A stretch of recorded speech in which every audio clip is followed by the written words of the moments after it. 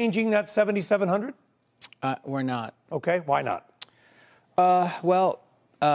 One, I think 7,700 was a conservative estimate to start because markets have been steadily repricing on a PE basis, and we're only assuming modest PE expansion this year to 7,700.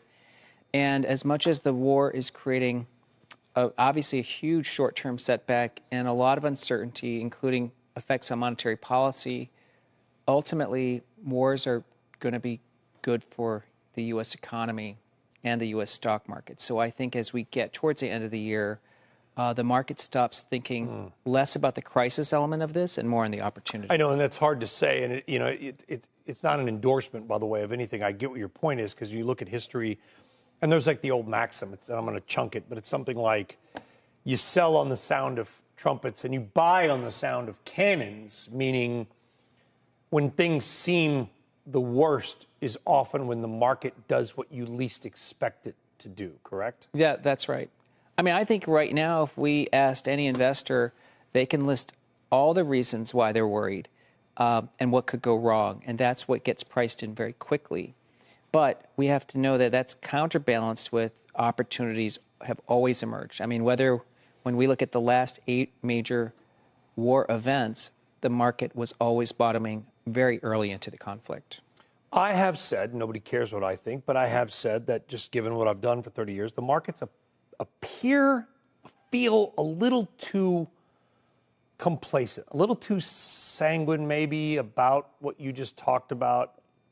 Go into that a little bit. Do you feel like people are a little bit too comfortable? It doesn't sound like you are. You sound like this is where we are and everything's fine. Well, it's a good question. I was thinking about this on the way here, that we've already had a rolling bear market because last year energy was already in a 3-year bear market and financials had been in a downturn. The Mag 7 has been in a downturn, tech and software. That in total is like 70% of the S&P. And we know over the last few months, before even the war started, gold was going parabolic. So in some ways, I think the market was pricing in uncertainty in a geopolitical event. And I think the reason people are maybe, as you're saying, somewhat complacent, I think people have de-risked already. How do we say they've de-risked when markets are down like 4 or 5% this year, and in a midterm election year, which is this year, by the way, historically, going back 100 or whatever years, the S&P tends to fall about 15% once on average in a midterm election year. We're only down 5. That seems complacent to me. Yeah, it's a good point. I think we have to look at global stocks. Last year, more money was made owning emerging markets, owning gold over stocks. Emerging markets have corrected a lot more than the S&P has because the world is worried about growth. And as you worry about growth, you want to own the growth index, which is the S&P 500. Sometimes you just have to hold your nose and buy. It's a tough thing. Often you get the timing wrong, meaning you'll immediately lose money as your stocks keep falling. But when the averages come down too far too fast, history says you need to be a buyer. Because when the market gets oversold, it will inevitably bounce. You know what? I think that's what happened today. The average spent most of the session down big, before rebounding hard in the afternoon as the price of oil pulled back from its highs. The Dow only finished down 204 points. S&P declined just 0.27%. NASDAQ shed 0.28%. What a comeback, based on a decline in the price of oil at the end of the day. But I think the oversold nature of the stock market had much more to do with it. The session started out really bad because we got another big rally in the price of oil. This spike, which was felt far more in Europe than the United States, happened because of a volley of attacks on oil fields. First, Israel bombing the giant South Pars gas field, Iran's biggest gas field, and then Iran hitting Qatar's biggest LNG facility, causing some serious damage. Unlike the U.S., which is overflowing with natural gas, the rest of the world doesn't have enough to go around. Qatar is the world's biggest exporter, so the price of that gas jumped globally, taking the world economy one step closer to a recession, even if it didn't impact our price. We're now headed toward our 4th down week in a row. Even as most of our companies are doing quite well, and interest rates, they've been tame. The president did say on Truth Social that no more attacks will be made by Israel on, quote, this extremely important and valuable South Pars field, end quote, unless Iran attacks Qatar first, which in that case, the whole South Pars field would be wiped out, Trump claimed. Now, is that an olive branch or just some random musings that kind of don't mean anything? Honestly, it doesn't matter. Because at today's lows, we reached that hold your nose and buy moment where the market got so oversold, so negative, that it really doesn't matter what happens. That's right. Things turn around. How can I be so sure that today's afternoon rebound can continue? I can't. But all I have is history. I like history, though, because it holds up. And I got sentiment, well, at least as well as it can be measured. So let me make this tangible to you.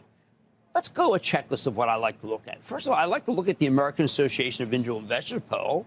That poll right now is showing a shocking amount of bearishness. Right now, the bulls are at 30.4%. Just so few bulls. Neutral, 17.6%. And a phenomenal 52% of the people believe that the market's going to go down, maybe big. They're bearish. And that's a highly unusual skew. It means there are far more bears than bulls. That matters because when just about everyone's already bearish, there's nobody left to sell. When you see this kind of ratio, it means that bears are more likely to convert to bulls on any positive news, and they're going to put their money to work in stocks. It's just unsustainable to have this many bears right now. Now, mind you, I don't have a reason to justify that buying, right? Maybe President Trump sticks by his word, but it somehow opens the Straits of Hormuz, destroying the Iranian leverage. Maybe Iran's his uncle, though I can't imagine that. Maybe a new source of oil comes to the market with a pipeline that we know about that's bigger than we thought. Maybe we just let the hostilities cool off a little bit. Second, CNN's got this index. I don't look at it that much, except for when it's extreme. It's called the Fear and Greed Index. It's a total market sentiment tool. There are 5 elements of the semicircle: extreme fear, neutral, greed, and extreme greed.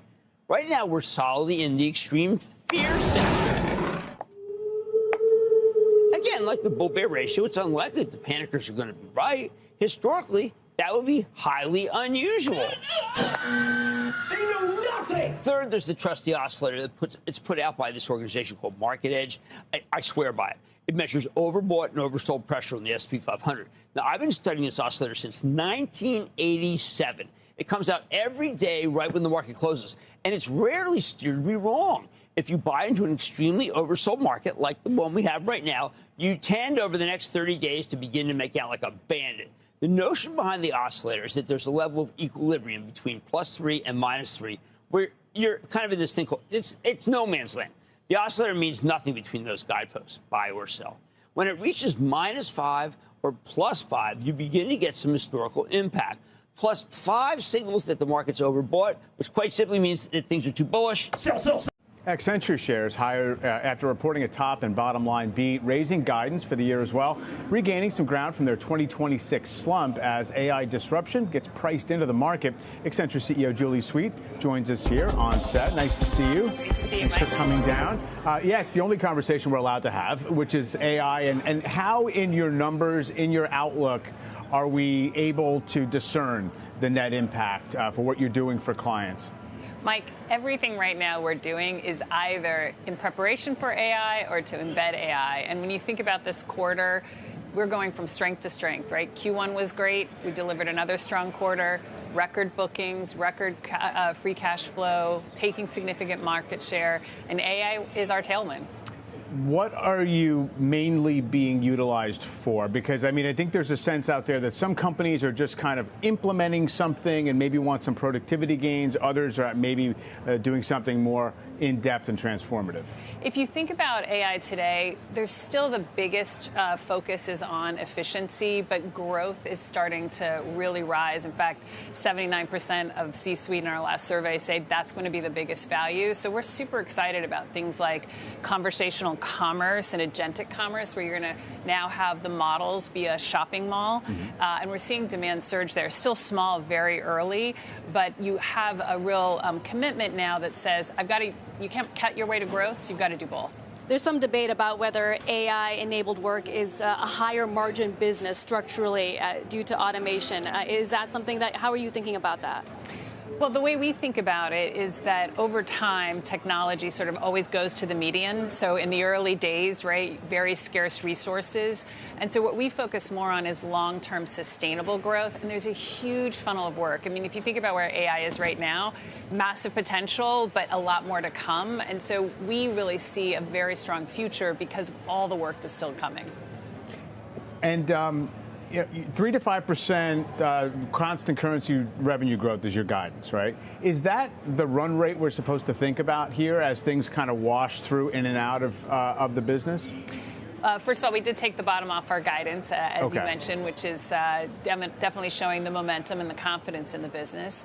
And if you think about how we're growing, the growth we see continuing to increase over the years. So this is where we are this year. We'll guide for next year. But again, very significant long-term growth is what we're seeing. They're so positive that if there's any negative news, the averages could have a severe setback. Same with the -5 gauge. If we get a flash of something positive in an oversold market, the bears are going to have to scramble, which rapidly moves up prices. At last night's close, the oscillator was at -7.5, and that's extremely oversold. At these levels, the odds now favor the bulls, which is one reason why I think we rebounded in the afternoon. No, it doesn't mean that the averages definitely will fly higher, but it's very rare for the market to get this oversold. The last time we dropped more than yesterday was shortly after Liberation Day. That was last year, April, when the oscillator clocked an incredible -10.62. 30 days later, the S&P was up 13.6%. There hasn't been another -10 reading since then. They're very rare events. A study of the oscillator's history shows that an oversold reading this extreme almost always produces large gains out 30 days. The oscillator's only led me astray a handful of times in the last 38 years. Mostly there were situations where we had genuine systemic risk. Think the miserable week before the crash of '87, or the weeks on end at the onset of the financial crisis. Then it was wrong. Those are the exceptions, though. As a rule, you have to buy something when the oscillator gets this oversold. You do. And that's why we did some buying for the Charitable Trust today. Members of the CNBC Investing Club know we sent out a bulletin that said we were buying 2 stocks. And we've held off that kind of commitment for a long time. But today, because of that oscillator, we pulled the trigger out of respect for the oversold condition. Now, I want to be very clear. I'm not saying that oil's peaking here. Although I was surprised by the weakness in West Texas Intermediate crude today. I hope you were. I'm not saying the war with Iran's winding down. No, too many variables, including a president who orderly says the war is over and maybe he'll send in ground troops. I am saying that on any good news of any proportion, perhaps after a retest here, there could be a snapback rally of some proportion. Here's the bottom line. History says that when we get this oversold, there will be a meaningful rally, something lasting. I'm going with history. It's too stark, too active. Pay attention, have heard about the 200-day moving average issue. It's an important indicator. It's not like magic. It just tells you, you know, here's where we've been trading for this period of time, and we're at a point now where those levels could be broken. They're in play right now, the 200 days on sort of a widespread basis, and I see them as support. You do? Support or potential support. And part B, I mean, they're very widely followed, so therein they have importance, right? But they also tell us what the prevailing long-term trend is. So when you see them breached, of course, it suggests that we have something worse than just a corrective phase. But then I would guess also that maybe some of these algorithmic, like trading programs, have that 200-day, right. Becomes sort of a breakdown just by the nature of so many eyes being on that 200-day. So the 200-day does look vulnerable to us for the S&P 500. And we feel that that's a risk metric and that the next support level, it's about 6 or 7 percentage points below. Which is significant if we were to go. And it at would this point, feel pretty you said bad. you look at them as support. Does that mean you think they hold, or you think if they don't hold, it could be 6 to 7%? Well, it's the right question to ask, right? Because for any kind of test of support, it's not like a precise level. So if it can kind of hang around there, that still could be a successful test. But if it breaks, that becomes the next support level that we would focus on. So a gauge of downside risk. Support doesn't act as a magnet per se, but it does frame what we could see on the downside. So it's really very helpful in that regard. But we use our indicators things like the momentum gauges to try to understand when we have a buying opportunity. And there's more than just the S&P. There's the NDX and others. So nothing is good. You got nothing for me here that's good. So let's look within, instead of looking at the indices, look at some individual constituents. And that's even worse. So what's happened is the former leadership, and which of course happened to be some of the biggest heavyweights and darlings of the market, now have long-term momentum sell signals. We're talking about Amazon, Nvidia, Palantir, JP Morgan, AppLovin. So all the biggies. Okay. A lot of the darlings are now in a position where either they're probably having entered trading ranges at best, or even bear cycles. So it doesn't bode well, of course, for us getting out of this corrective phase quickly. The correction does have different characteristics than early last year in that, one, it's taking longer. It's gone from sort of a neutral range. It's now more of a grind on the downside as opposed to something that's more swift, and that would be more likely a counter trend situation. The soonest that we could get buy signals from the counter trend indicators that we track is in about 2 weeks. So what we're going to try to do is just try to time short-term entries and exits within this context. I wonder if that lines up with fundamentals, the war, everything else. It's weird the way it does sometimes. It could also just be simply it's a mature bull market. I mean, the last push higher has had less momentum than back in 2020. Does Nvidia have a stock problem? Just to put a fine point on this, I'm going to play Jared Blickery, our markets data editor, for a second here. So here's Nvidia over the past year, and here is where I draw, sort of wiggly lines that are supposed to be straight lines, and show the range that it has been in since last August. The top here was late October, and since then it's down 11.5%. Yep. So it depends on what crypto peak, basically. It depends on what your definition of problem is, right? Like it depends on, because I could look at up 50 in a year and I'm like, it's pretty solid. I mean, I would argue in Jensen Huang's mind, this ain't a problem, right? It's not a problem for him personally. He's doing fine. It's not a problem for anyone who got in before here. It's not really a problem in terms of all of the spending that they're doing, because they're not really using their stock as a lever to back up their spending. So I don't know. It depends on who for. If you want to buy it right now, and you're expecting to go up tomorrow, maybe it's a problem. Yeah. I guess the thing that I was wrestling with is comparing GTC to WWDC from 15 years ago, back when that was had all the same characteristics of, it's a tech product conference. It becomes interesting for investors because Apple at the time, it's how many more iPhones are they going to sell? All the parameters of the iPhone were leaked before the presentation itself, and then Steve Jobs got up there and did the whole thing. And I just sort of wonder if it's this moment where you have the technologists and the stock guys just talking past each other. And, and I think it brings us back to the story about, do they have a stock problem? I would say certainly not, but I think that is just a question on, what your horizon is or et cetera, how you define a problem.